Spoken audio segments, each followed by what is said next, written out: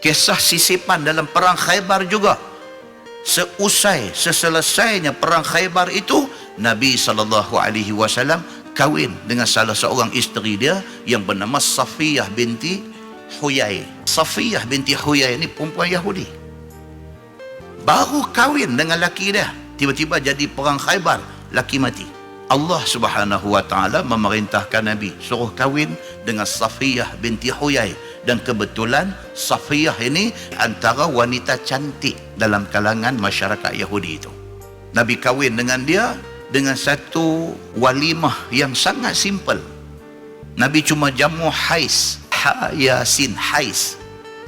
Hais ni apa dia? Campuran susu, minyak samin dengan kurma. Nabi tanya sahabat-sahabat, "Doa ada? Siapa ada apa buat ni? Siapa ada susu bagi susu, siapa ada kurma bagi kurma, siapa yang ada tepung bagi tepung, siapa yang ada minyak samin bagi minyak samin."